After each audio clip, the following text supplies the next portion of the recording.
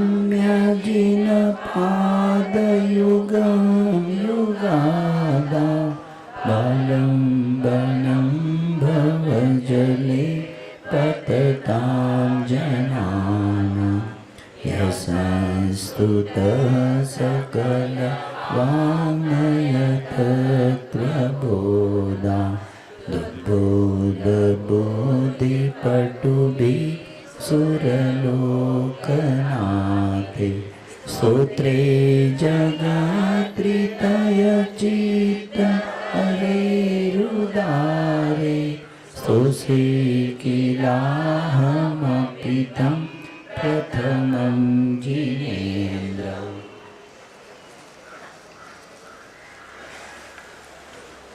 भक्त शिरोमणि आचार्य महंत मुनि महाराज भगवान के अंतरंग वैभव का वर्णन करने के बाद बहिरंग वैभव का समोचरण का अष्ट प्रात्याहार का वर्णन हम सुन के आए। संसार में जो भी कार्य होता है, जो भी निमित्त मिलते हैं, किए हुए कर्म का ही फल माना जाता है।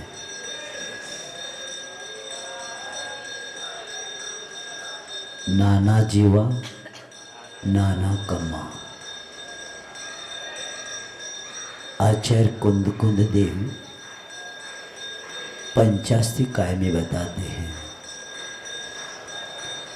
संसार में नाना जीव है और नाना कर्म होते हैं, और एक कर्म के कारण ही शुभ और अशुभ, बंध के कारण ही पुण्य और पाप होता रहता है। और उस पुण्य और पाप के उदय में उसको कोई भी रोक नहीं सकता, भगवान भी उसको रोक नहीं सकते। कर्म किया है तो उदय में नियम से आएगा। तो महाराज धर्म करने की क्या जरूरत है? जब उदय में आने वाला ही है तो धर्म करके हम क्या करेंगे? आचार्य कहते हैं उसका अनुभाग हम धर्म करके कम कर सकते हैं। जो कर्म का बंध किया था हम लोगों ने, उसका जो स्थिति और अनुभाग, इसमें से अनुभाग को क्या करते हम कम कर सकते। धर्म करने के बाद जो कर्मों की निर्जरा होती है, तो उसके कारण गुरु महाराज जी ने एक उदाहरण बताए थे कि जिनको हड्डी का बुखार होता है, ज्वर होता है, उनको वैद्यराज मेथी खाने के लिए बताते हैं। अब मेथी खाना भी है, लेकिन उसको पहला पानी में आप क्या करते? भिगोते। भिगोने के बाद पानी निकाल लिया। अब पानी निकालने के बाद अब उसमें खारक या मनोका आदि और डाल दिया मेथी में, और उसको उपयोग में ले लिया। अने मेथी भी खा लिया, लेकिन उसका जो कड़वाहट था वो क्या किया? कम किया। पहला पानी में रख के कम किया, बाद में उसमें मनक आदि डाल के, खारक डाल के और कम किया। तो ये कहते हैं कर्म का उदय। छोटा सा उदाहरण है, मोटरसाइकिल से गिर के पैर टूटने वाला था, ये कर्म का उदय आने वाला था। तो धर्म करने के कारण साइकिल पर से, बाइसिकल से गिर के थोड़ा सा लग गया। ये केवल धर्म का फल है। अज्ञान के कारण कर्म बांधा था, लेकिन धर्म करके ज्ञान के साथ क्रिया करने के बाद उसको क्या कर सकते हैं, हम कम कर सकते हैं। तो ये सिद्धांत को धर्म करने वालों को सामने रखना है,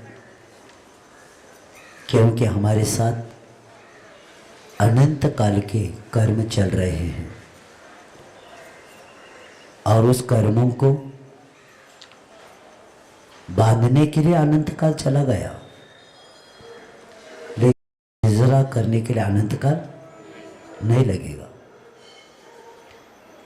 यानी अनादिकालीन संसार को हम धर्म के द्वारा शांत कर सकते। कर्म बंध के लिए अनंत काल लगा, लेकिन निर्जरा के अनंत काल। ज्ञानी की छिन्नमाई त्रिगुप्ति थे, सहज टरे थे। अज्ञान के कारण, मिथ्यात्व के कारण, असंयम के साथ जो कर्म का बंध हुआ किया है हम लोगों ने, उसको क्या कर सकते, ज्ञान के द्वारा। सिर्फ इतना नहीं बोलना, क्योंकि कई लोग बोलते ज्ञानी की छिन्नमाई, आगे बोलो ना, त्रिगुप्त थे, सहज टरे थे। क्योंकि त्रिगुप्ति में बैठते नहीं वो विद्वान लोग, इतना कहते देखो ज्ञानी की छिन्नमाई, जो कोटि जन्म में तप करने के बाद जो वो नहीं होता मिथ्यात्व के साथ जो भी है, क्योंकि तप का उनका विषय है ही नहीं, इसलिए इतना बोला ज्ञानी की छिन्नमाई। और आगे का त्रिगुप्ति थे, सहज टरे थे। कौन ज्ञानी, त्रिगुप्ति के द्वारा ही क्षण में क्या कर सकता है, कर्मों की निर्जरा कर सकता। तो इसलिए ये बहिरंग वैभव जो समोचन बताया जा रहा है, ये अंतरंग का ही रिजल्ट है। इसलिए जब जीवन में कुछ गड़बड़ होने लगा ना, सामने पर ऊपर टूटना ही नहीं, अपने को ठीक करना, बाहर का ठीक हो जाएगा। नियम है। क्योंकि आचार्य महाराज जी के पास एक श्रावक बैठे थे, सम्यक दृष्टि, और कर्म का उदय बार बार चल रहा था उनको। तो उन्होंने कह दिया, आचार्य श्री मैं इतना धर्म करता हूँ, ये सब करता हूँ, बहुत संकट दुख का निमित्त मिलता है, मुझे समझ में नहीं आता। तो आचार्य जी ने कहा, ये उदय ही बता रहा है आपने कुछ किया था क्या, एक कर्म का उदय ही बता रहा है आपने कुछ किया था। अब किया है तो भोगना पड़ेगा अपने को, क्योंकि अभी का हमारा वर्तमान ठीक हम कर रहे, तो वो जो स्थिति अनुभव जो भी था पहले का, वो उदय में आएगा। अब तीर्थंकरों को नहीं छोड़ता तो हम कहाँ किए। तो इसीलिए इस सिद्धांत को हम समझेंगे तो हम राग द्वेष से बच जाएंगे। और 12वीं क्या 13वीं किताब हमने अभी वहाँ मलाड में भी बता कर आया हूँ कि मंगलाचरण में, धौला सिद्धांत ग्रंथ में मंगलाचरण में एक आध्यात्म विद्या शब्द आ गया। तो शिष्य पूछता है गुरु को, भगवान ये आपने जो आध्यात्म विद्या शब्द बोला इसका क्या अर्थ है। तो आचार्य सिद्धांतगर धौला में कहते हैं, कर्म के उदय को स्वीकारना ही आध्यात्म विद्या है। किसको बोलते? कर्म के उदय को स्वीकारना ही अध्यात्म विद्या है।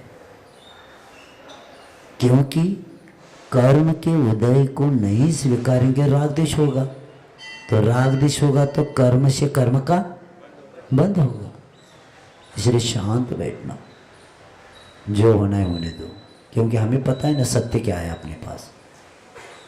तो इसीलिए इस सिद्धांत को छोटे छोटे गुरु महाराज जी के सूत्र मिलते हैं, एक सूत्र भी जीवन सूत्र बन सकता है।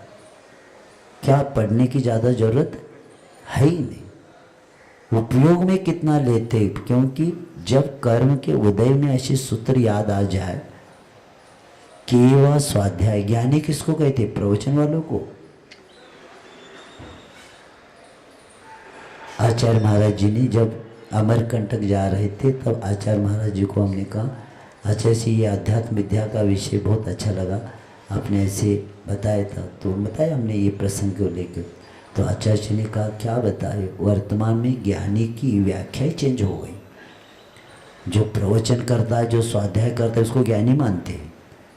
तो आचार्य महाराज जी ने कहा मैं ज्ञानी उसको मानता हूँ कर्म का उदय आने के बाद राग द्वेष जो नहीं करता, और जितना ज्ञान अपने उस राग द्वेष को कम करने के लिए उपयोग करता है उतना ज्ञान उसका है, बाकी का सब दूसरों को बताने का है। क्योंकि ऐसे उदय में ये ज्ञान काम आना चाहिए, अन्य समय आकर क्या करेंगे?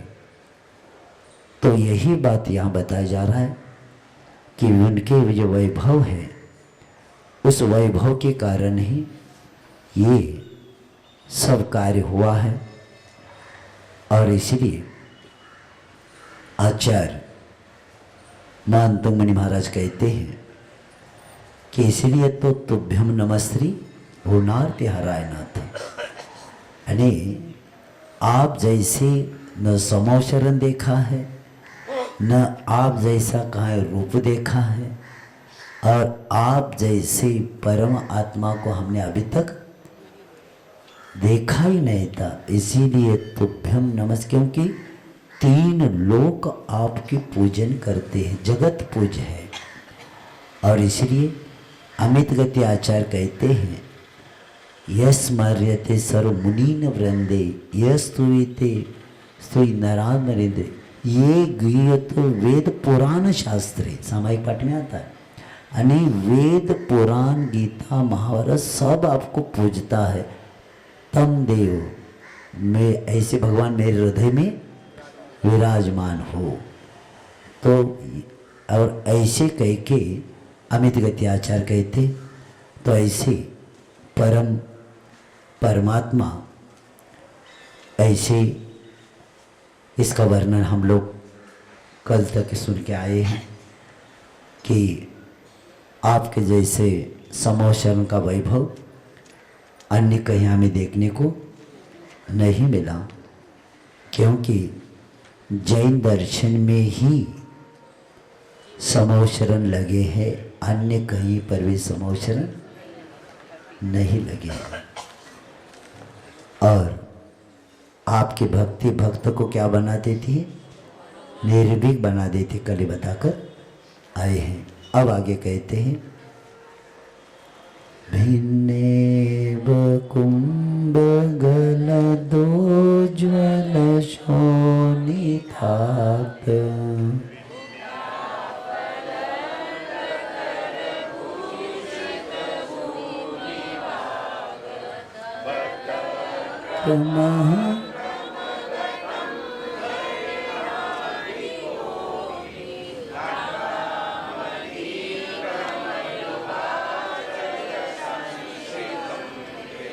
हाँ, आचार्य कहते हैं आपके भक्त पर सिंह भी आक्रमण नहीं कर सकता।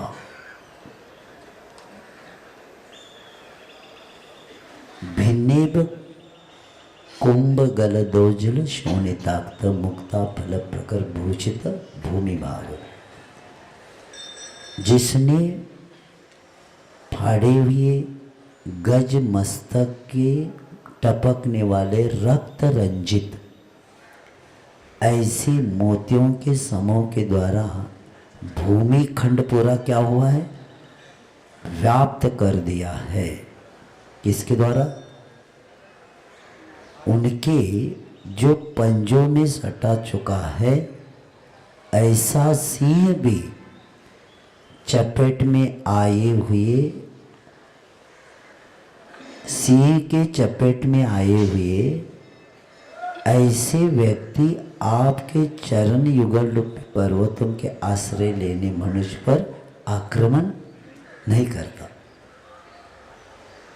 ये बात बता के आचार्य मानतुम कहते हैं कि गजराज के मस्तक को फाड़कर जब रक्त लिप्त ऐसे कांतिमान गज मुक्ताओं के भूमि खंड पर बिखरने वाला और छलांग मारने को तैयार ऐसे जो खूंखार सिंह भी अपनी चपेट में आए हुए आपके चरणों के जो ओट में क्या होता है, सुरक्षित हो जाता है।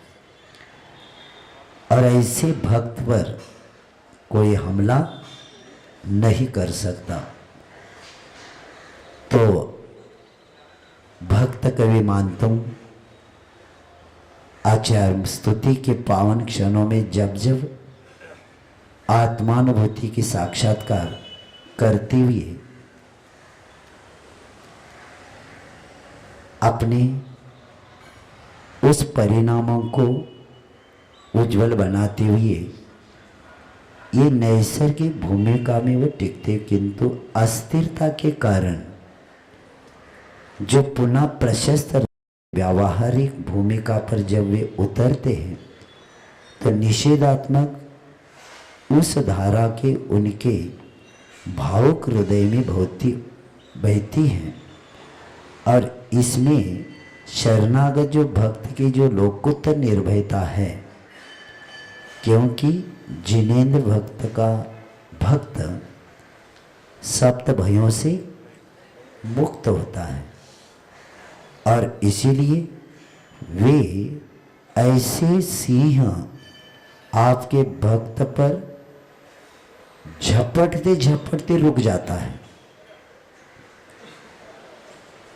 और यहाँ रौद्र भयानक वीर श्रृंगार बीभत्स शांत वात्सल्य और हास्य रस से साहित्यिक दृश्य एक ही समय प्रस्तुत किया है। अलग अलग रस होते ना, तो यहाँ अब देखो मदोन्मत्त भीम का जो विकराल हाथी है वह भयानक रस है, अलग अलग रस है। अब चौकड़ी भरता हुआ आक्रमदांत पराक्रमी सिंह ये वीर रस है। और अपने तेज नाखून वाले पंजों से उस विकराल उन्मत्त हाथी के गंडस्थलों को विकृत करने वाला वह सिंह ये रौद्र रस है। और वे मृत प्राण गजराज एक करुण रस है। और वे खून के सने हुए गज मुक्ति, खून निकल रहे ना, ये बीभत्स रस है। और जो श्वेत और रक्तवर्ष से जगमगाते हुए मोतियों के गिरने से जो वसुंधरा पर अनुपम श्रृंगार हुआ है, किसके कारण? जो उसकी मोतियाँ है ना नीचे गजमुक्ता, वो नीचे गिर गई है, तो वसुंधरा पर गिरने से श्रृंगार, इस श्रृंगार रस है। और जिनेंद्र भगवान के प्रशांत गंभीर उत्तम चरण इंगलों की पर्वत की ओट में है, इसका रस है शांत रस। और आपकी उत्कृष्ट भक्त वत्सलता ये वात्सल्य रस है। और निर्भयता रूपी आनंद की प्राप्ति ये हास्य रस है। तो ये अंत तो गत्वा उनका कहने का अभिप्राय कभी इतना ही है कि जो भक्त अस्तिक आपके चरण युगलों रूपी पर्वत की ओट होता है उस पर दहाड़ती हुई वे सिंह का पराक्रम भी क्या हो जाता है, विफल हो जाता है। यानी आपके सर्वोत्कृष्ट जो मानवता के चरणों में जो भरभर पाशुता भी अपने आप क्या होते, टिक जाते हैं। वस्तुतः आपका आध्यात्मिक प्रभाव है, क्योंकि खूंखार से खूंखार व्यक्ति भी वीतराग भगवान के चरणों में आने के बाद क्या होता है, शांत होता है। 1577 के आसपास की घटना है। हैदर अली उत्तर से दक्षिण की ओर युद्ध करते करते हसन तक पहुंचा है,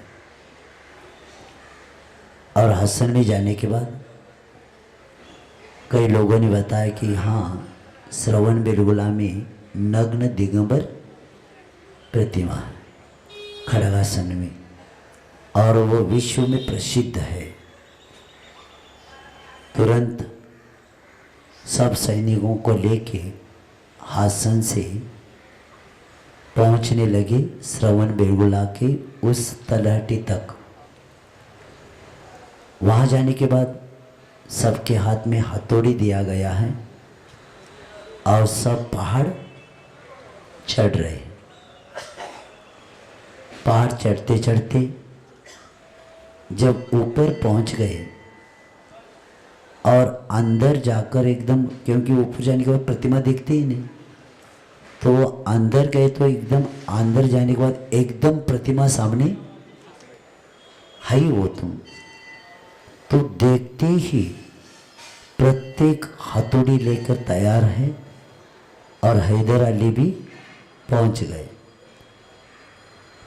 तो वहां जाने के बाद जब उन्होंने उत्तुंग ऐसी उस प्रतिमा को देखा ऊपर तक, तो उनके शरीर में थोड़ा सा कंपन जैसी होने लगा। उसको समझ में नहीं आ रहा है कि क्या हो रहा है, और बाद में ऐसे करते करते हाथ की हथौड़ी भी उनके हाथ से गिर गई। बाकी के सैनिक सोचने लगे ये शुरू करेंगे तो हम करेंगे, तो उन्होंने हाथ की छूट गई, तो उसको समझ में नहीं आया। और बाद में उस प्रतिमा का वीतरागता का इतना प्रभाव पड़ गया कि हैदर अली का हृदय भी परिवर्तन हो गया, और उन्होंने उसी दिन संकल्प किया इसके बाद दिगंबर प्रतिमा में तो विध्वंस नहीं करूँगा। और उन्होंने वो लेख में कहीं तो रखा है कितने गांव उस श्रवण बेलगोला की व्यवस्था के लिए इनाम दिया जाता है ना, व्यवस्था के लिए, तो आसपास के कई गांव इसकी व्यवस्था के लिए उन्होंने इनाम में दे दिया, और यहाँ की पूजन व्यवस्था आदि और सुरक्षा की उन्होंने। और अने श्रवण बेलगोला के प्रतिमा के बाद हैदर अली ने जीवन में कभी भी दिगंबर प्रतिमा नहीं तोड़ी। ऐसे लेख हमने बहुत पहले पढ़ा था। अरे 1577 के आसपास की ये घटना है। तो ये पढ़ने का नहीं, खूंखार व्यक्ति भी वीतरागता के पास आने के बाद क्या होता है, अहिंसा प्रतिष्ठा तत्सन्निध वैर त्याग, एक आता है ना सूत्र। यानी अहिंसा के प्रतिष्ठा में सन्निधि में आने वाला व्यक्ति का वैर का त्याग होता है। खूंखार व्यक्ति भी करुणामय बन जाता है, और ये वहाँ की घटनाएं इसलिए स्मरण में आए। अब आगे कहते हैं कि आपका कीर्तन प्रचंड अग्नि के लिए जल स्वरूप है। कीर्तन ने 12 बार नामोच्चारण को कीर्तन बोलते हैं। तो भगवान आपका कीर्तन ही प्रचंड अग्नि के लिए क्या करता है, जल का काम करता है। कल्पांत कल्पांत काल पवनोदतवन्निकल्पं दावानलं ज्वलितं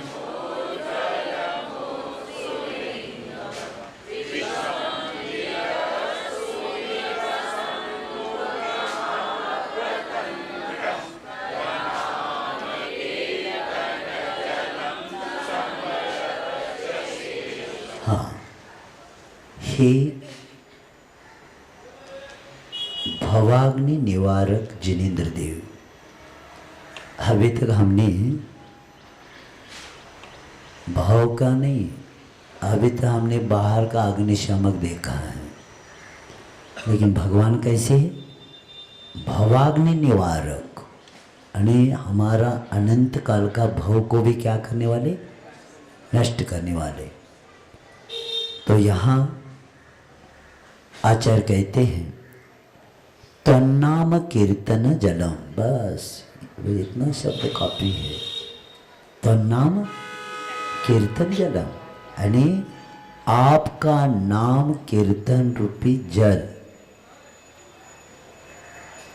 कल्पांत काल पवनोदत वन्य कल्पम, यानी प्रलयकालीन पवन से भड़की हुई अग्नि के समान ज्वलितन ज्वालाओं से युक्त ऐसे उज्जवल चिंगारियां उछटाने वाली और सबको खाने की इच्छुक ऐसी आग बढ़ती हुई वन की अग्नि को क्या करते? पूर्णता बुझा देती है।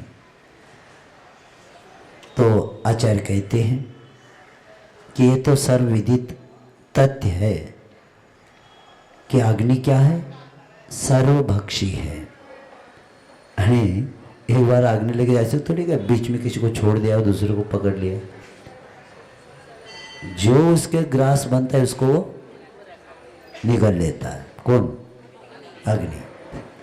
तो सर्वभक्षी अग्नि संसार के किसी भी पदार्थ को भस्मसात करने से कभी किसी को छोड़ा नहीं। जो भी उसके लपट में, क्या चपट में, जो उसके लपेट में आता है तो उसी अपना ग्रास बनाता है और अपनी लपलपाती हुई लपटेन को जिह्वा से उसने सभी को आत्मसात करके स्वाहा कर दिया। सारा संसार भी यदि ईंधन बनकर उसकी क्षुधा शांत करना चाहे तो अग्नि की क्षुधा कौन शांत करेगा? यानी कितना भी ईंधन डालो, ईंधन डालने से शांत नहीं होता। उसी तरह आचार्य कहते संसार का सुख भी ऐसा ही है भैया। जैसे पावक में घी डाला, इसमें अग्नि में घी डालने से अग्नि बुझती नहीं। उसी तरह संसार का सुख जैसे अग्नि तृप्त कभी नहीं होती, समुद्र कैसा तृप्त नहीं होता, उसी तरह संसार के सुख से कोई तृप्त हो ही नहीं सकता। इसलिए भोग भव रोग बढ़ावे, आता है ना वैराग्य क्षेत्र में, भव भोग भव रोग बढ़ावे। और भोग कैसा है? तो आचार्य चार शब्द देते हैं। भोग तृष्णावर्धक, अतृप्तिकारक, कुगति प्रदायक और नाशवान। भोग कैसे? भोग तृष्णावर्धक और क्या बताया? अतृप्तिकारक, कुगति प्रदायक और नाशवान। ये बता के यानी जैसे अग्नि सबको चपेट में लेते उसी तरह इंद्रिय विषय वासना सबको चपेट में लेते। तो ऐसे जैसे ईंधन बन के क्षुधा शांत नहीं कर सकते, उसी तरह संसार में सुख 3 काल में नहीं मिलेगा। जैसे जल के मंथन से नवनीत नहीं मिलता, मुंबई में मिलता है क्या? जल के मंथन से नवनीत नहीं मिलता, उसी तरह संसार में सुख मिलता तो काय को तीर्थंकर क्यों त्यागे? काय को शिव साधन, उनके पास तो 99 क्या 96,000, क्या करना। तो ऐसे उस चिनगारी इतना विकराल धूप, अनित कभी भी याद रखना कि आग की एक कणिका, यानी एक चिनगारी भी इतनी विकराल रूप धारण कर लेती कि वो गांव से गांव भी पूरा जला देती। तो ऐसे उसके बुझाने के लिए कुएं के कुएं खाली भी हो जाए, फिर भी वह बुझती नहीं। रेत है, बालू आदि उपयोग भी उसके लिए क्या हो जाता है, कितना भी करे तो भी उसमें कुछ काम नहीं आता। तो ये शमन के नहीं होता, परंतु सब विफल जाता है। लेकिन आधुनिक अग्निशामक भी बड़ी कठिनाई से शांत करने की कोशिश करती हैं। ये तो हुई सामान्य अग्नि की बात की चर्चा, लेकिन आचार्य मान तो क्या कहते कि यह जो उस प्रचंड दावानल जंगल की आग की और संकेत फिर कहते हमारा ध्यान के केंद्रित करते, जिसे शांत करने के लिए समस्त मानवीय पुरुषार्थ हथियार डाल देते।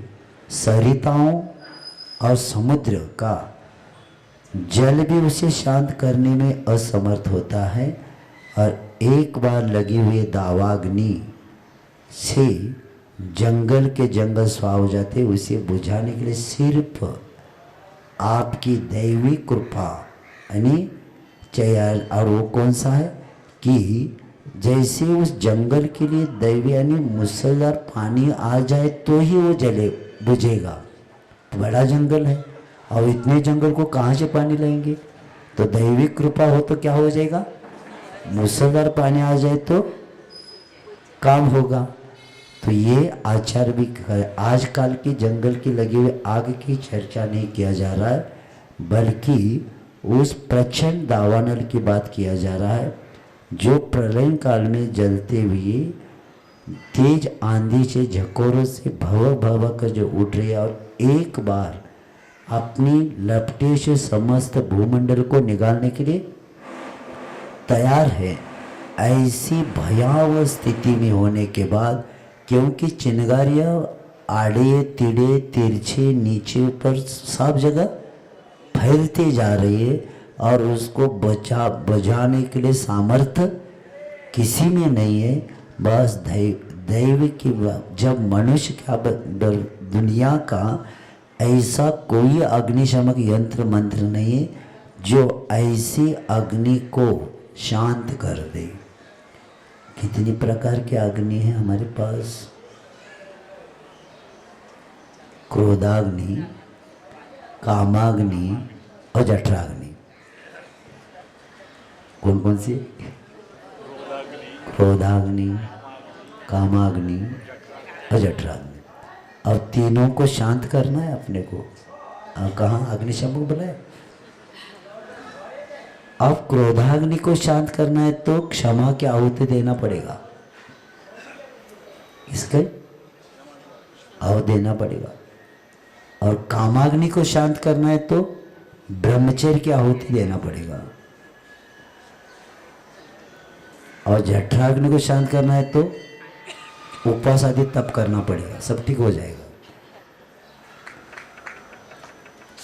तो ये ऐसी क्रोधाग्नि, और याद रखना क्रोध करने से अपना ही हानि हो जाता है, दूसरे का नहीं होता। और विज्ञान ने भी सिद्ध किया है, जो क्रोधी होता है ना उसका स्वास्थ्य सदा बिगड़ा रहता है, क्योंकि जठराग्नि जब क्रोध करते हैं ना तो पाचक रस को सब वो जला देता है। हमने क्षमा के ऊपर प्रवचन किया है, उसमें 10-15 मिनट इस पर हमारा प्रवचन हुआ है। शरीर पर क्रोध का प्रभाव क्या क्या पड़ता है, आपके जठराग्नि के ऊपर क्या प्रभाव पड़ता है, और जो हमारे शरीर में पाचक जो रस है उसको भी क्या करता है, वो सुखा देता है। और इसीलिए सबसे बीमारी का कारण है क्रोधाग्नि। क्रोध करने से ही मानसिक, शारीरिक, बौद्धिक हानि और कर्म का तो है ही। तो इसीलिए हॉस्पिटल में कहते कोई नहीं मिलना इनको, क्योंकि मिलने के बाद क्रोध आता है इनको। हाँ, किसी में रखते हो ICU। हाँ, अंदर रखो भैया, इनको पैक रखो, कोई दिखना नहीं चाहिए। दिखते ही पैसे देकर ऐसा का उपचार होता है। बस कुछ नहीं, एकांत में रखा जा रहा है आपको, आप ठीक होने वाले। सबके सामने रखते ही गड़बड़ होने वाला। कल परसों जंगल जाते थे, छोटा लड़का तो कहता महाराज वो लाफिंग का बहुत अच्छा है, वो वहाँ पैसे देना पड़ता है यानी हंसने के लिए। 15 मिनट का, आधा घंटे के लिए अलग अलग व्यक्ति आता है, सुनते हैं हम। किसी को 1000 रुपये देते हैं, किसी को 500 रुपये देते हैं, वो सब जनता सामने रहती, बस हंसाना। हमने कहा संसारी कितना दुखी है, हंसने के लिए भी पैसे दे रहा, क्योंकि कहाँ है, जितना हंसेंगे उतना स्वास्थ्य आपका अच्छा रहता है। अब कहाँ, अब हंसने के लिए हाई टेंशन भरा हुआ है, तो चलो लाफिंग क्लास, हंसने का क्लास, क्योंकि संसार में कभी हंसना होता ही नहीं, सब भरा टेंशन भरा हुआ है। इसीलिए तो गांधी जी कहते चला खेड्याकडे, देहात में चलो, वहाँ आनंद ही आनंद। हाँ, एकदम हवा शुद्ध, साफ, हाँ साफ शुद्ध है, वहाँ दवा लेना पड़ता ही नहीं, हवा ही दवा है। यहाँ क्या कितनी गोली, एक परिवार नहीं बचा जिसके घर में गोलियां शुरू नहीं। दवा खाना, क्या खाना, दूसरा खाना, भोजन थोड़ी खाते हैं। तो ऐसे क्रोधाग्नि को शांत कर दे, और ऐसे घनघोर मुसलधार वर्षा भी सर्वभक्षी उदासीन बुझाने में जब असमर्थ होता है, तो आचार्य कहते हैं ऐसी भयावह जो अग्नि के शमन करने के लिए एक अत्यंत सुगम उपाय प्रस्तुत करते कि लौकिक जल से तो ऐसी प्रचंड अग्नि शांत नहीं होगी, वह तो सिर्फ वीतराग प्रभु के नामस्वर रूपी जल से ही क्षण भर में बुझ जाती। भगवान का नाम लेते ही क्या होता है, बुझ जाता है। जैसे आप घर में चूल नहीं, गैस हुआ, गैस के ऊपर जब दूध आता है ना, बाहर उफन आता है उसमें, तब समझ लो अभी बंद करने के लिए समय ने, हाथ में ग्लास है तो शांति धारा, 2 बूंद गिरते ही दूध नीचे आ जाता है। 2 ही बूंद में कितना भी उफान आ जाए उसमें दूध में, तो 2 पानी, 1-2 शांति धारा जैसे होती है ना, थोड़ा छोड़ते ही नहीं चाहते। तो उसी तरह भगवान का नाम लेते पूरा क्रोध भी शांत हो जाता है। इसीलिए कहा गया है भगवान के नाम लेने से ही क्या, जल से क्षण भर में यानी आपका पावन नाम स्मरण मात्र ही एक अनोखा अद्भुत बेशुमार यानी अग्निशामक यंत्र मंत्र है। इसलिए देखो एक ही बात स्वस्थ में कहते ना, आचार्य भगवान मैं कहाँ जाऊँ, आप ही रसायन हैं, आप ही औषधि है, और मैं दूसरी जगह कहाँ जाऊँ। एक ही बात स्तोत्र पड़ा है। यानी शरीर की वो जो बीमारी थी ना, चैलेंज दिया था कोड़ के बारे में, तो कहते आप ही रसायन है, आप ही औषधि, में दूसरी जगह कहाँ चला जाऊँ। तो भगवान ही हमारी दवा है, रसायन है, और यही हमारे लिए यानी क्रोधाग्नि आदि को शांत, कामाग्नि शांत करने के लिए जल का काम कर देता है। और ऐसे नामस्मरण ही अर्थात जो आपकी द्रव्य गुण पर्याय को जानता है, ध्यान करता है, उसको विकराल से विकराल अग्नि को भी भय नहीं होता, और उसके हृदय में क्या होता है, शांति सुधा के वह शीतल शरीर बहता रहता है, जिससे भय है, क्रोध है आदि संतापों का कोई भी अस्तित्व नहीं रहता। इसलिए याद रखेंगे, जब भी क्रोध आता है ना, उत्तर नहीं देना। एक पहला नियम, देना भी है 9 बार नमोकार मंत्र बोलना, बाद में देना। नहीं होता तो मुंह में पानी लेकर गुटकना नहीं, मुंह में रखना।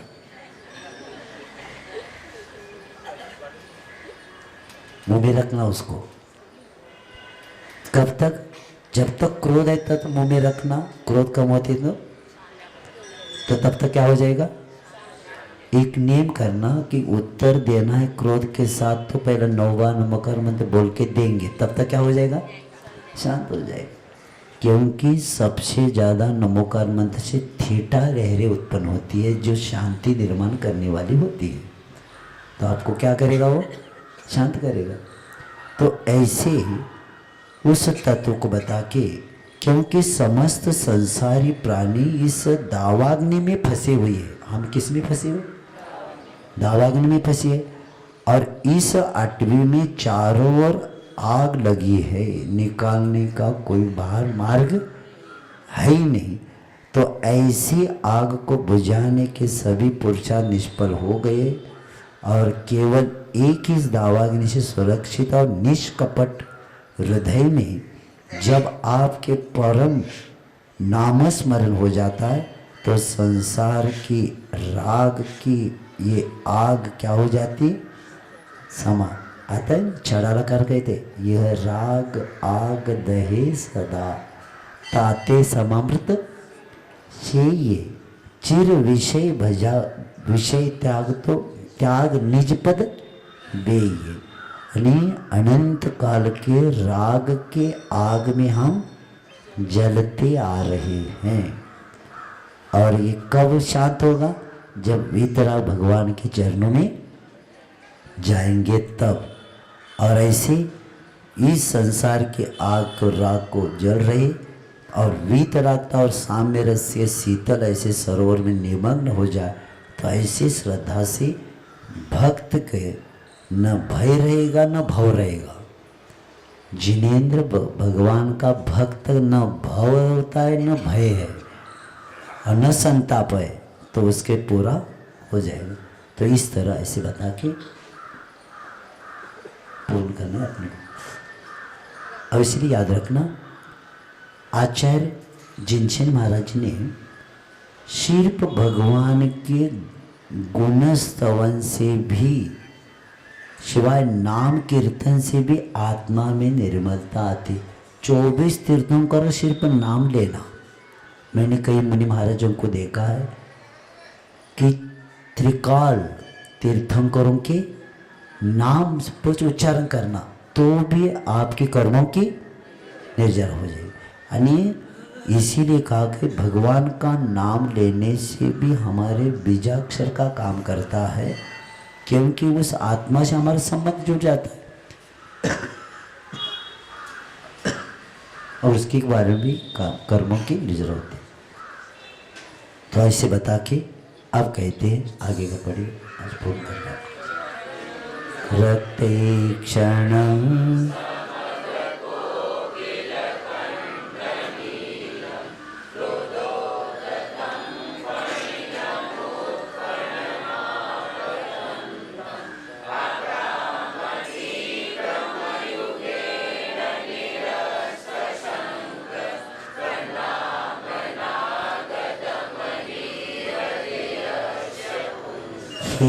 विशाभारी आद्य देव, यश पुरुष हृदय, जिस पुरुष के हृदय में तन्नाम नाग दमनी यानी आपका नाम रूपी नागदमनी यानी गरुड़ी रत्न है, वो क्या होता है? यह निर्भीक भक्त अपने सामने आते हुए लाल आंखें वाले और कोयल के कंठ वाला यानी काला काला ऐसे क्रोध से भड़का हुआ और क्या है उठे हुए फना, ऐसे नाग को भी दोनों पैरों से क्या करता है? लांग जाता है।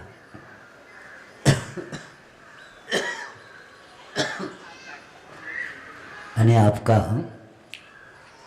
नाम ही सर्प को वश करने वाला गरुड़मणि है, क्योंकि उसे हृदय में धारण करने वाला भक्त सांप से कभी नहीं घबराता। यदि लाल आंखें वाला ऐसे भीषण ऐसे काला काला वह भी रुष्ट होकर फन फैले हुए सन्मुख आ रहा है, तो जो निडर मनुष्य है तो यमराज के उस विश्वस्त प्रतिनिधि को अपने पैरों से क्या करता है? लांग जाता है। यानी सर्प उसे कुछ नहीं करता। यानी इसका अर्थ ये है कि आपका भक्त सांसारिक कितने भी दुखों और अड़चनों में भी निर्भीकता को पार करता है। हम सर्प नहीं कर रहे। तो जिनेंद्र भगवान का जैसे ये उदाहरण देखिए सर्प का बता के लांग कर जाता है, इसका अर्थ क्या है? अब आपके सामने तो सर्प आया ही नहीं और आता भी, लेकिन आपको ऐसी सिटी में बैठे उसको जगह ही नहीं। जैसे हम जाते हैं ना जंगल सहारा में, वहाँ तो बड़े बहुत सर्प है। कल परसों देखा इतना बड़ा उसका कात रहता है ना ऊपर का, कांचुली छोड़ा हुआ था, बहुत बड़ा था। और वो अंदर जंगल है इसलिए है। और आपके यहाँ तो कभी लांगने का कोई प्रश्न आता ही नहीं। लेकिन आपको क्या बताया कि सांसारिक दुख अड़चनों में भी क्या होता है? निर्भीकता को पार कर देता है। कौन? जिनेंद्र भगवान का भक्त। यानी विषय भोग रूपी विषैले विषधर से उसे उस पर दुर्गति में नहीं पहुंचा देता। क्या करता है? जो आपका भक्त है उस भक्त को विषय भोग रूपी विषैल विषधर उसे डस कर दुर्गति में नहीं पहुंचा सकता। ये इसका मत। और नागदमनी होता है ना, एक ऐसी वस्तु है जो जड़ी बूटी होती है नागदमनी, जो नागदौन भी कहते हैं। और ये प्राय करके शिमला आदि उस एरिया में पहाड़ी एरिया में मिलता है। और ये इसकी विशेषता है कि ये जिसके पास रहते उसके पास सर्प नहीं काटता। इसको नागदमनी बोलते हैं। विषय ज़्यादा है, अब आगे चले पाठ करेंगे आगे। वह तुरंग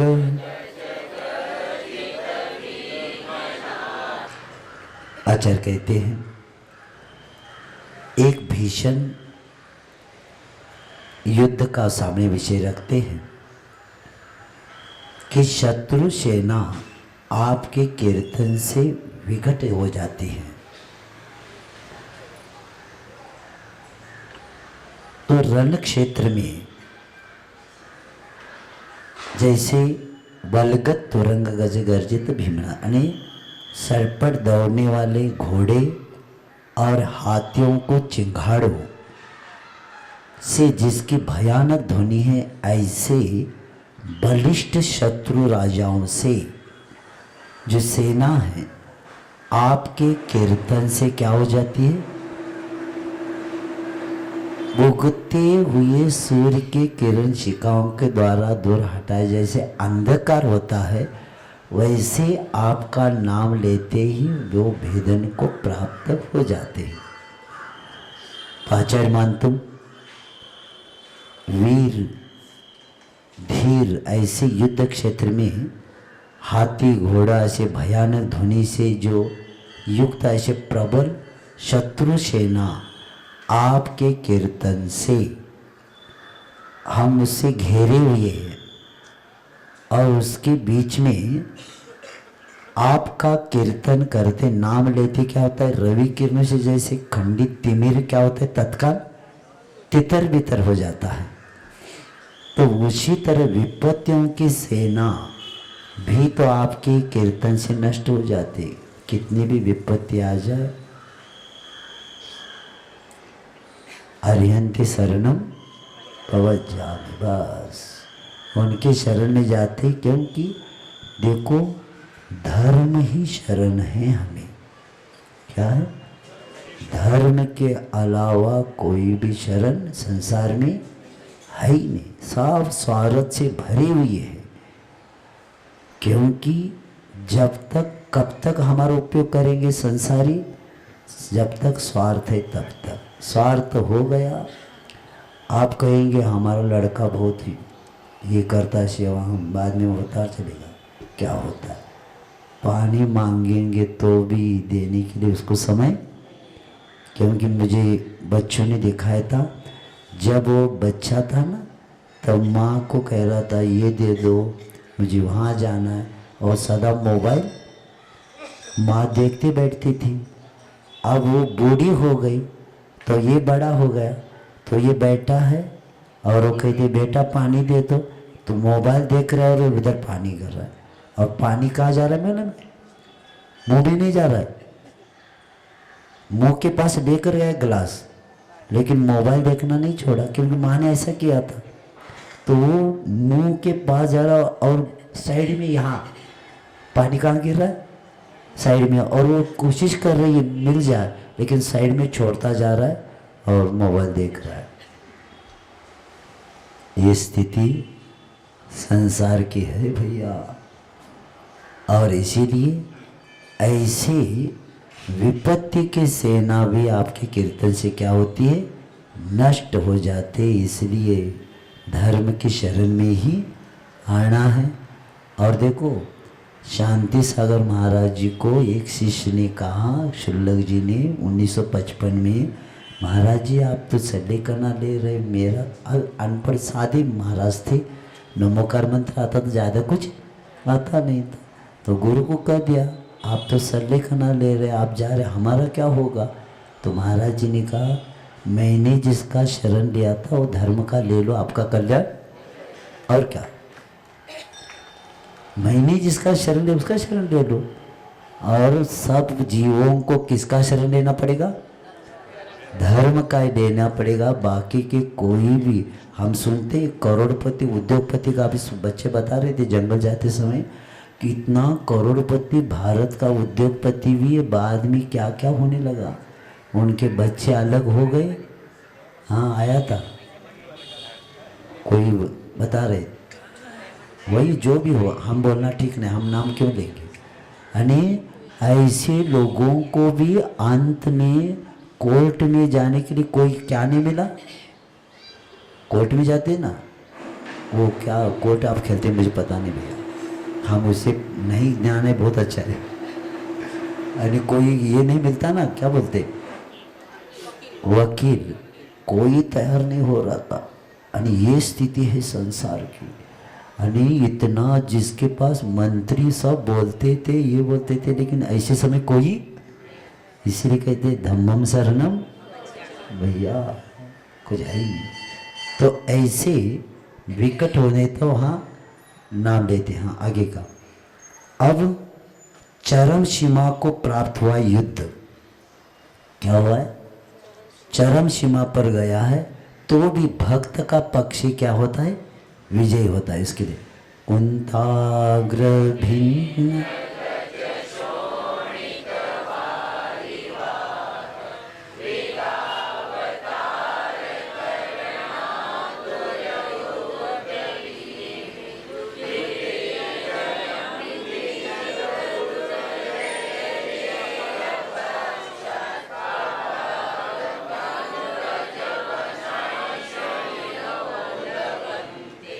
हे कर्म शत्रु हंता, हमारे भगवान क्या है? कर्म शत्रु के हंता है। संसार में शत्रु कौन है हमारा? पड़ोस वाला या घर वाले? संसार में कर्म ही शत्रु है, बाकी कोई शत्रु नहीं है। और ये दुष्ट कर्म बोलते हैं। मैंने पूजन में मैं कभी भी सुनता हूँ चौके में, दुष्ट कर्म नष्ट हो जाए। मैंने चिंतन किया ये कर्म दुष्ट कैसे, बुलाया किसने? बताओ। आप दुखी है तो दुख आता है क्या बुलाते हैं? सो रहे क्या? दुख आता है क्या बुलाते हैं? लोग कहेंगे क्या महाराज पूछे, हम क्या पागल है क्या? दुख आता नहीं, कर्म करके निमंत्रण देते। इसलिए याद रखना, दुख आता नहीं बुलाते हैं। इसको समझेंगे ना, जैन धर्म को समझ लिया आपने। इसलिए दोष दूसरे का नहीं, दोष अपना है। इसलिए शांतिनाथ भगवान की स्तुति में समंत बदर महाराज कहते हैं, शांतिनाथ भगवान कैसे बने? एक छोटा सा सूत्र है, सदोष शांत्या विहितात्म शांति। परमात्मा बनने का फार्मूला बता रहा हूँ। स्वदोष को शांत करना ही आत्मा में शांति को प्राप्त करना हो गया। क्या पढ़ना, स्वाध्याय करना, बंध विच्छुति, कहाँ की बंध विच्छुति, इतना नहीं समझ पा रहे। यानी शांतिनाथ भगवान कैसे बंधे? स्वदोष शांत्या विहितात्म शांति। यानी स्वदोष को शांत करने के बाद ही आत्मा में शांति शांतिनाथ भगवान ने प्राप्त किया। और दोष दूसरों के होते कि अपने होते? अपने स्वदोष शांत्या। हमने कर्म किया तो हमारा दोष है ना, दूसरों को थोड़ी है। तो ये समंत महाराज लिख के कहते हैं शांतिनाथ भगवान की स्तुति में, स्वयं स्तोत्र में, कि स्वदोष शांत्या विहितात्म शांति। इसलिए दोषों को ढूंढो और शांत करो तो आत्मा में शांति मिल जाएगी। तो यहाँ आचार्य कहते हैं कि इसीलिए देखो 1993 में रामटेक में चातुर्मास हुआ था। तब आचार्य महाराज जी अष्टपौर पढ़ा रहे थे हम लोगों को। तब आचार्य महाराज ने एक दिन शब्द बोले थे, बार बार स्मरण में आता है मुझे, कर्म ही कर्ज है। क्या? सबसे बड़ा कर्ज कौन? कर्म। और यहाँ का कर्ज क्या होता है? बैंक का निकालने वाला मार्च फरवरी एंड में क्या करना है? वो भरना पड़ता है। तो इधर उधर से लाके भर देते और उठाते थे। लेकिन यहाँ ऐसा नहीं होता। यहाँ निकाला हुआ कर्म का कर्ज खुद को ही। हाँ, यहाँ तो कोई मिलेगा थोड़े दिन पैसे दे दो हम भरते और आपको निकाल के, नहीं, यहाँ नहीं चलता। यहाँ तो यानी आचार्य महाराज जी के शब्द बार बार याद आते। 93 में बोले थे, अभी मुझे याद आया। तो 93 के 94 याद है। अष्टपौड़ के क्लास में आचार्य महाराज जी बताए थे कि कर्म ही कर्ज है। यहाँ का कर्ज अलग है और ये कर्ज भाव भाव में चलता है। यहाँ का कर्ज निकाल के कुछ टेंशन आए तो विष खा के मर भी सकता है, नहीं तो विदेश में जाकर बैठ भी सकता है छुप के।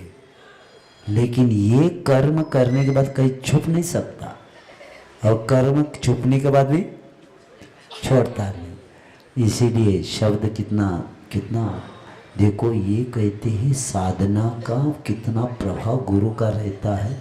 कितने छोटे छोटे सूत्र है, लेकिन एक सूत्र में हमारा काम हो जाता है। तो ऐसे यहाँ यानी भालों के द्वारा, मैं जल्दी पूर्ण करता हूँ, जो भालों की नोक के द्वारा फाड़े गए हाथियों के रक्त रूपी जल प्रवाह तेजी के साथ, देखो हाथी आदि के द्वारा क्या हुआ है कि नोक मारने के कारण उनके रक्त बह रहा है, और ऐसा बह रहा है कि जैसे तेजी के साथ घुसने और बाहर निकलने वाले होते योद्धाओं के कारण भयानक, यानी नदी बह रही है खून की, और उसमें योद्धा क्या कर रहा है, कोई उसमें अंदर जा रहा है, कोई उसमें से,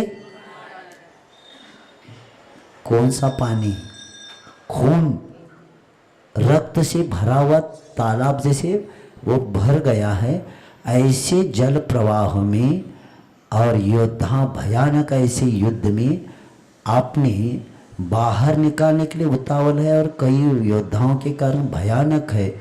ऐसे युद्ध में आपके चरण रूप कमल, वन का आश्रय पाने वाला मनुष्य क्या होता है, जिन्होंने कठिनाई से जीतने एक शत्रु पक्ष को क्या करता है, पराजित करता है, ऐसा होकर वह विजय को प्राप्त करता है। तो यहाँ आचार्य कहते हैं कि यदि युद्ध की स्थिति अधिक विकट हो गई है और शस्त्रों से विदीर्ण हुए हाथियों के रक्त सरिता, यानी रक्त की नदियाँ बह रही है, और ऐसे वेग से जाने उसमें घुसने और बाहर आने वाले उतावली योद्धा, कोई इसमें जा रहा है कोई बाहर, ऐसे मरने मारने में संलग्न है, किसी को मार रहा है, कोई मर रहा है, कोई बाहर आ रहा है, तो भी आपके चरणों की शरण बनाने वाले ही दुर्जय शत्रु को हराकर क्या कहता है, विजय पताका पहरा देता है। और मोह शत्रु कितना भी खून खराबा करे, पर अंततः आपका भक्त ही क्या होता है, विजयी हो जाता है। आगे आंभो निधो,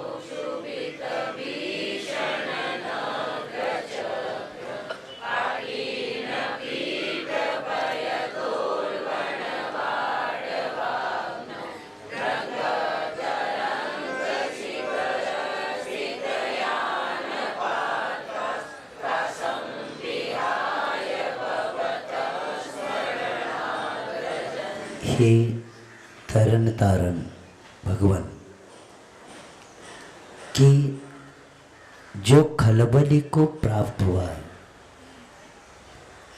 और ऐसे झुंड और पाठिन पीठ नाम का एक मछली बड़ी बड़ी होती है कि जिसको इतनी बड़ी होती है उसकी पूरी जहाज भी उसके मुंह में जा सकती, इतनी पाटिन, और कभी कभी जहाज टकरा जाए तो आग उत्पन्न हो जाए, इतना वो पाठिन पीठ होता है। तो ऐसे मछली का स्थान है जो भीतर और बहुत भयंकर वड़वानल युक्त है, ऐसे समुद्र में जिनका जहाज उछलती हुई तरंग की चोटी पर, यानी इतना पानी ऊपर छलांग मारा है, और छलांग मारने के बाद उसका जो ऊपर का है ना, वहाँ जहाज है, और ऐसी चोटी पर स्थित हुआ वो मनुष्य आपके नामस्मरण से क्या करता है, भय को छोड़कर गंतव्य को प्राप्त कर देता है। बोलो दो तीन है, क्योंकि उनका वृक्ष का उद्बोध भीष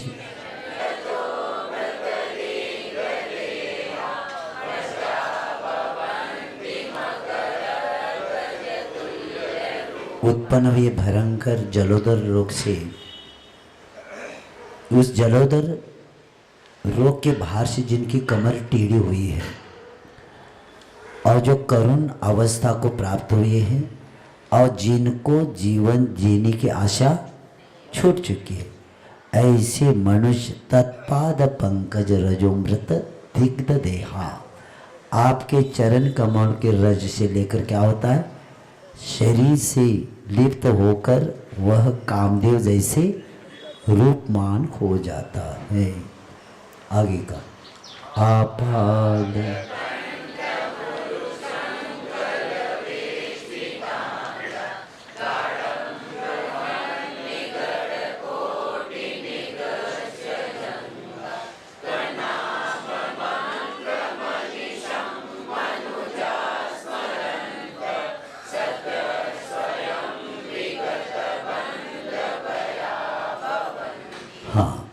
आचार्य कहते हैं कि दृश्य आपको सबको पता है कि जिनको जेल में डाला गया है, ऐसे पैरों से लेकर कंठ तक मोटी ऐसी साकलों से जिनका शरीर जकड़ा हुआ है और दृढ़ता पूर्वक बृहन्निगड़ कोटिनिर जंगा और कसी हुई बेड़ियों से किनारों से घिसकर जिसकी पिंडलियां भी क्या हो गई है, छिल गई है, ऐसे कस के बांधा है। वो बांधने के कारण क्या हो गया, तो उसके किनारे से घिसकर उनकी पिंडलियां भी क्या गई है, छिल गई है। ऐसे मनुष्य निरंतर आपके नाम रूपी मंत्र का स्मरण करते हुए क्या करता है, शीघ्र ही अपने आप बंधन से भय से रहित होकर मुक्त हो जाता है। तो हे भगवान, आपका सतत नाम स्मरण ही बंधन मुक्ति का एक अमोघ मंत्र है, ऐसे आचार्य कहते। आगे का इस स्तोत्र मत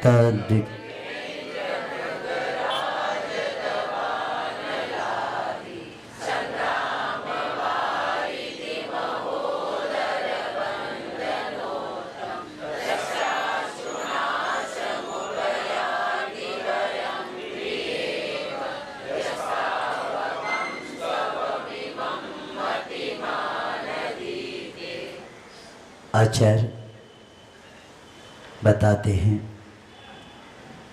कि जो विवेकी मनुष्य आपके स्तोत्र को पढ़ता है, उसका अभी जितनी भी भयानक स्थिति बताए, कौन कौन से बताए, तो उसमें संग्राम यानी वहाँ से शुरू किया था हाथी से, यानी मत्त दीपेंद्र पागल हाथी, सिंह मृगराज और सर्प, युद्ध, समुद्र, जलोदर लोग, व्याधि से बंधन से, दावानल और व्याधि और बंधन से उत्पन्न हुए भय क्या हो जाते, सब शीघ्र ही भय से ही मानो विनाश को प्राप्त हो जाते। क्योंकि विवेकशील मनुष्य प्रज्ञावान जो इस परम पवित्र स्तोत्र का अनवरत रूप से क्या करता है, नियमित श्रद्धा सहित चिंतन अध्ययन मनन करता है, तो उसके जीवन में जो अभी जितने बताए ये सब भय क्या हो जाते, दूर हो जाते हैं। ऐसे बता के भक्त कवि मानतुम उपसंहार करते हुए कहते हैं कि जो भी व्यक्ति इस भाव भक्ति से स्तोत्र का पाठ करता है, उसके पास ये जो 7-8 या प्रकार के जो भय बताए वो कभी भी पास नहीं आ सकते। और जिसने अपने पूर्ण स्वभाव की भक्ति की, वही भव के भय से मुक्त हो जाता है। ऐसे बताकर अंतिम स्तोत्रे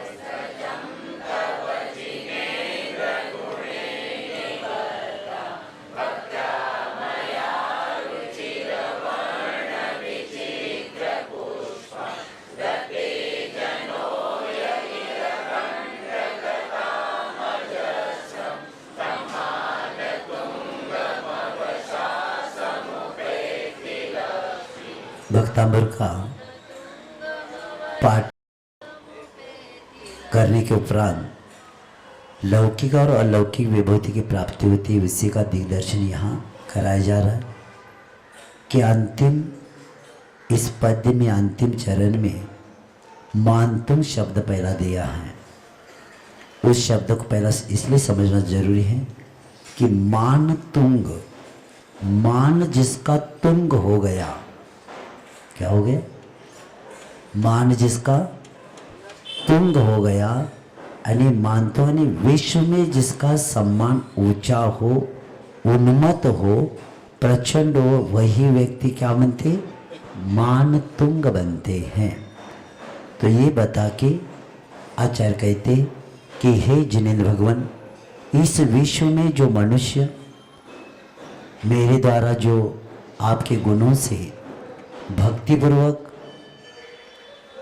जो आपके गुण रूपी धागे में अपने अक्षर रूपी रंग बेरंगी पुष्प मैंने जो पिरो दिया है, यही स्तोत्र रूपी माला जो गुंथी है, उस पुष्प माला से क्या होता है, वे भक्त्या निबद्ध गुंथी हुई विविध वर्ण पुष्पों के द्वारा जो रंग बिरंगे है, ऐसे स्तोत्र की माला को क्या होता है, हमेशा क्या करता है, कंठ में पहन लेता है।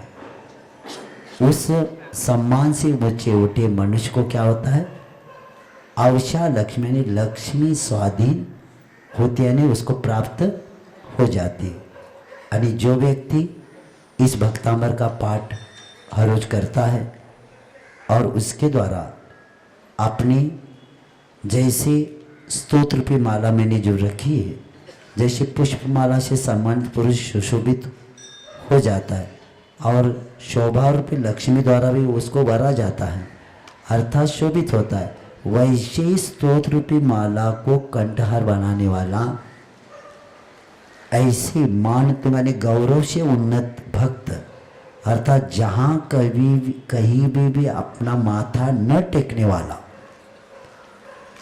क्या कहा जा रहा है, कौन, यानी वह भक्त मानतो यानी गौरव से उन्नत है। और कैसे है, अर्थात जहाँ कहीं भी माथा न टेकने वाला आपका प्रतिष्ठित सेवक। कौन सा सेवक, प्रतिष्ठित क्यों बताया, क्योंकि प्रतिष्ठित प्रतिमा को ही पैर पड़ता है, अन्य जगह पैर नहीं पड़ता। जिनका पंच कल्याण होता है उसके अलावा किसी का पैर नहीं पड़ता। ऐसे प्रतिष्ठित सेवक मुक्ति रूपी लक्ष्मी के द्वारा वरा जाता है अर्थात संसार से मुक्त होता है और भक्ति भुक्ति मुक्ति पादात्री हो जाते। इसीलिए इस लौकिक पारलौकिक प्रतिष्ठा के साथ अंततः पूर्ण क्या कर रहे हैं, वो आत्म विकास करके को प्राप्त होकर क्या होता है, सिद्ध गति को प्राप्त होता है। इस तरह अपना विषय पूर्ण हो गया।